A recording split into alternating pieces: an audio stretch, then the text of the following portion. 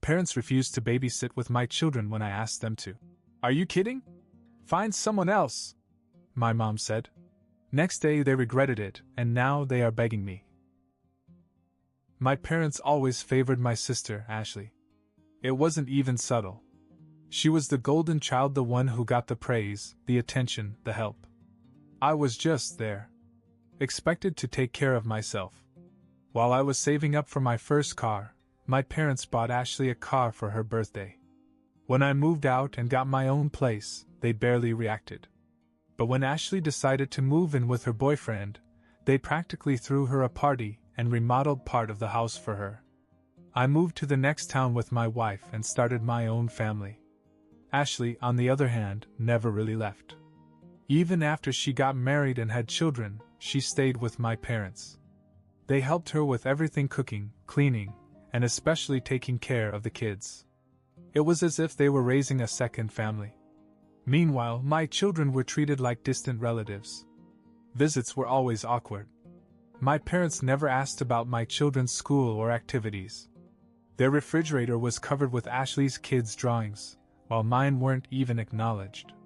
Christmas and birthdays were the worst. My kids got a few basic gifts, while Ashley's kids were showered with expensive presents. Still, I helped them financially. My parents weren't wealthy, and when Ashley decided she finally wanted her own place, they came to me. They needed money for renovations to make it perfect for her and her family. I had already given them $13,000. They never even thanked me. It was just expected. Then came the breaking point. My wife and I wanted to take a short vacation. Nothing crazy, just a long weekend, some time to breathe, to relax. We hadn't had a real break in years. So I went to my parents and asked if they could watch our kids for a few days. The reaction was immediate. Are you kidding? Find someone else, my mom snapped before I could even finish. My dad barely looked up from his phone. I stood there stunned. What? Mom sighed, already acting like I was being difficult. We only watch the kids when it's important, Daniel. You and your wife just want to relax. That's not a good enough reason for us to bother. I let out a short laugh. Not a good enough reason? You watch Ashley's kids all the time. That's different, my dad muttered. How? Mom crossed her arms. Because she needs us. I shook my head. Ashley and her husband go out every weekend. She needs to go clubbing? That's not the point, Dad said. Then what is the point? I asked. Because from where I'm standing, it looks like all you care about is her kids. Mom waved her hand dismissively. Ashley lives here. We're in her life every day. You made the decision to move away. You have your own responsibilities. I was stunned. So because I chose to be independent, I don't get the same support? That's not what we're saying, she replied, but her tone said otherwise. I clenched my jaw and nodded slowly. Got it. I told my wife everything that night. She wasn't surprised. She just sighed.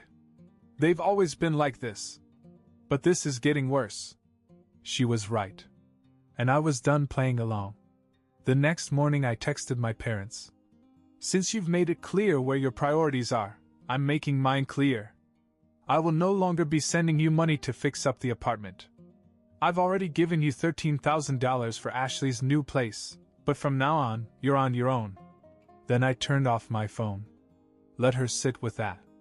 I didn't turn my phone back on until later that night. When I did, it exploded with missed calls and messages. First from my mom. Then my dad. Then predictably Ashley. Mom's text started out passive-aggressive. Daniel, don't be ridiculous. We are your parents. We don't deserve this treatment. Then they turned guilt-ridden. After all we've done for you? This is how you repay us. Then came my father's attempt. Call your mother. She's upset. Ashley's message was the worst. Wow. So you're really going to punish Mom and Dad over this? You know they depend on you. And for what? Because they wouldn't babysit? Grow up. I scoffed and closed my phone. My wife raised an eyebrow from across the room. Let me guess, she said. They're acting like you're the bad guy? Of course. I ignored her for the rest of the night. But early the next morning, my dad showed up at my door. He never visited me. I opened it, and he came in without asking. Your mother is sick because of this, he said. She hasn't been able to sleep. I crossed my arms. Oh yeah? Well, I've been losing sleep for years because of how you treat my family. His face hardened. This is different. You blindsided us, Daniel. You know we were counting on the money. The renovations are half done. How are we supposed to pay for the rest? Not my problem, I said. You expected me to keep paying while you made it clear that my children don't matter to you. That's not true, he shot back. We love your kids. You have a funny way of showing it. Dad sighed and rubbed his forehead. Look, maybe we were a little harsh, but you overreacted. Ashley needs this apartment. You know how hard things have been for her. I laughed and shook my head. Ashley lives in your house, gets free childcare, free meals, and now you want me to pay for her new apartment? Meanwhile, my wife and I bust our asses every day without any help. And the one time I ask you for something, you act like I'm asking for a kidney? Dad was silent for a moment. Then he tried another approach. Son, family takes care of family. You can't just cut us off like this. I stared at him. That's exactly what I'm doing. His jaw tightened. Fine, he said. But don't come crying to us when you need help. I almost laughed in his face. When did I ever come to you for help? He had no answer. He just turned and walked out the door. An hour later, my mother called again. This time I answered. Her voice was shaky, as if she'd been crying. Daniel, please. Your father shouldn't have come. He was upset. We don't want to argue with you. I waited. I knew there was more. You know we love you, she went on. And your children. We want to be a part of their lives. You've had a chance to prove that, I said.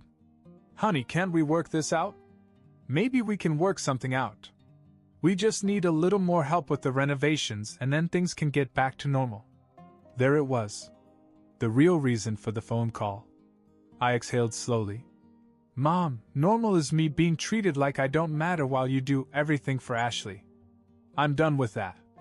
And I'm done paying for it. She sniffled. So you're really going to let us fight? I felt a surge of anger. You've made me feel like a second-class son my whole life. And now you expect me to rescue you? She didn't answer. Good luck with the renovations, I said and hung up. I thought that was the end of it. I was wrong. I thought my parents would back off after that conversation. Maybe they'd be mad, maybe they'd pout, but I thought they'd get the message. Instead, they doubled down. The next day, I got a phone call from an unknown number. I don't usually answer them, but for some reason, I picked up. Daniel, a voice said. It's your Uncle Mike. I hadn't talked to my dad's brother in years. We were never close. He lived a few states away and only came around for the holidays when we were kids. I had no idea why he was calling me now. Hey, he sighed. Listen, I just got off the phone with your mom. She's hysterical. Your dad is furious. They say you're refusing to help them and that you're abandoning the family. I almost laughed. Oh, so they conveniently left out the part about treating my children like second-class grandchildren? Daniel, I don't know all the details, he said. But they're struggling. They told me the renovations are only half done, and now they don't know how they're going to finish. Not my problem, I said. There was a pause. Then he lowered his voice. Look, between you and me, I think you're being unreasonable. I know how you've always favored Ashley. It's been obvious for years. But this will ruin your relationship with them. That relationship was already ruined, I said. He sighed. All right. I just thought I'd try. But Daniel, be careful. Your parents are desperate right now. Desperate people do stupid things. That stayed with me. The next morning, my wife shook me awake, phone in hand. "Daniel," she said, her voice tense. "Your parents just posted something on Facebook." I sat up and grabbed the phone. Right there, in big, dramatic text, was a post from my mom. "After all we've done for our children, it's heartbreaking when one of them turns his back on us in our time of need. We raised our children with love, but sometimes, no matter how much you give, they still abandon you. It's a sad day when a family chooses money over blood." And underneath? A flood of comments from family and friends offering support. "You don't deserve this. Some kids are just ungrateful. After all the sacrifices you've made, I'm so sorry." Ashley, of course, had also commented, "I wish I could help more, Mom and Dad. But I know things will work out. Love you." I could feel my blood boiling. Unbelievable. I had barely processed it when my phone rang. It was my aunt, my mother's sister. The second I answered, she was furious. "Daniel, what the hell is going on? Your mom makes it sound like you've completely abandoned her. But I know there's more to it than that." I exhaled. Finally, someone who didn't blindly take her side. So I told her everything. The favoritism. The babysitting. The money. The fact that I had already given them $13,000 and they were expecting more. She was silent for a moment. Then she sighed. "I knew they favored Ashley, but I didn't know it was this bad. Look, do what you have to do. But I'll tell you this, your mother is trying to get the whole family to turn against you. Let her try," I said. What I didn't expect was how quickly things would escalate. That night I got a text from my bank. A fraud alert. Someone had tried to take $5,000 out of my account. My heart stopped. I logged on immediately. The transaction had been flagged, so it didn't go through. But the account it was associated with, my parents' names were on it. They had tried to take my money. My hand shook as I stared at the screen. My parents had actually tried to steal from me. I called the bank immediately. After checking everything, the representative confirmed that someone had tried to withdraw $5,000 from my account using an old joint savings account I had set up years ago when I was in college. At the time, I had added my parents' names in case of an emergency. I had completely forgotten it even existed. The good news? The bank flagged it as suspicious and blocked the transfer. The bad news? My parents were clearly hoping I wouldn't notice. I hung up and turned to my wife. "They tried to take $5,000 from me." Her jaw dropped. "Are you serious?" "Dead serious." I picked up my phone and called my mom. She picked up on the second ring, as if she'd been waiting for me to call. "Daniel," she began, her voice sweet and calm, as if nothing had happened. I didn't bother with small talk. "Did you or Dad just try to take $5,000 out of my account?" Silence. Then, in the most casual voice, she said, "Well, technically it's not stealing. It's a joint account." I almost lost it. "I haven't touched that account in years." "You had no right, Dash. You're overreacting," she said. "We just wanted to borrow a little to keep the renovations going. You were going to help anyway, so what does it matter?" I felt my blood pressure rise. "You really think this is okay? We were going to pay you back." She snapped, suddenly defensive. "The hell you were. What choice did we have?" She shot back. "You got us into this situation, Daniel. You created this whole mess. If you had just helped like we asked, none of this would have happened." I almost laughed. The audacity was unreal. You chose to favor Ashley your entire life. You chose to treat my children like they didn't matter. And now you're trying to steal from me because I finally set a boundary? That's on you." She scoffed. "You're being dramatic." I was done. "Let me be clear," I said. "If you or Dad ever tried to take money from me again, I'm pressing charges. And since you want to pretend I don't exist, consider it mutual. We're done." I hung up. Within minutes, my phone exploded with messages. More guilt. More manipulation. Then a text from Ashley. "Wow. You're really turning your back on your own parents? You're heartless. I didn't reply. Instead, I went straight to the bank, removed my parents from the old account, and transferred every last dollar out of it. Then I made sure they had no access to any of my finances. I thought that would be the end of it. I was wrong. Again. Because 2 days later, I got a call from a lawyer. My parents were threatening to sue me. I stared down at my phone in disbelief. A lawyer? They were actually going to sue me? I answered, pulling myself together. The voice on the other end was professional but firm. Mr. Daniels, I'm calling on behalf of your parents, Richard and Linda Daniels. They have informed me that you have made a verbal agreement to provide financial assistance for the renovation of their home, and they are prepared to take legal action to collect the balance. I almost laughed. Are you serious? The lawyer didn't respond. They claim that you promised to pay for all the renovations, and that your refusal to continue payments has caused them significant financial hardship. I couldn't believe what I was hearing. I gave them $13,000 out of generosity. That was never a contract. They think otherwise, the lawyer said softly, and they're prepared to take this to court. I exhaled sharply. All right, let me make this easy for you. Tell them to go ahead and sue. I'll be happy to take all the receipts to court, including the attempted theft of my account. Oh, and while we're at it, I'll let the whole family know about this little incident. Silence. Then the lawyer cleared his throat. I see. I'll pass on your message. I hung up, furious. My parents had lost their minds. They were so desperate for money that they were willing to drag me into court for nothing. I wasn't going to wait around to see what stunt they were going to try next. So I made a decision.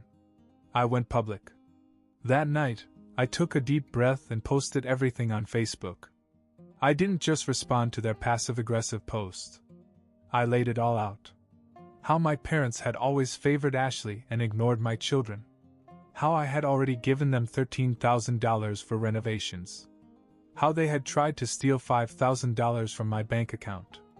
And finally, how they were now trying to sue me because I refused to continue paying for Ashley's new apartment. I ended it with, Mom, Dad, since you like to make things public, here you go. If anyone wants to call me selfish, I'd love to hear how I'm wrong for not letting my parents bleed me dry while treating my kids like they don't matter. Good luck with the lawsuit. Then I hit send. The reaction was immediate. Relatives began calling out my parents. Family members who had always stayed neutral were furious. My and my mother's own sister left a comment saying she was disgusted by their behavior. Then, the biggest shock, Ashley's own husband texted me. Hey man, can we talk? I think I've been blind to a lot of things and I need to clear some things up. I never expected him to reach out to me.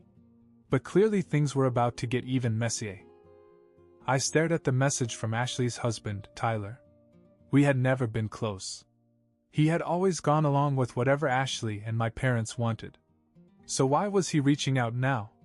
I called him, and he answered immediately. Look, man, he started. I had no idea your parents were trying to sue you. Ashley just told me, and He hesitated. I feel like an idiot. For what? For everything, he admitted. I always thought you were just keeping your distance because you were busy with your own life. I never realized how badly your parents treat you. Or your kids. But after that Facebook post, I started putting things together. And now I'm wondering, how much of our lives have they controlled? That caught me off guard. What do you mean? He exhaled. Ashley and I have always relied on them.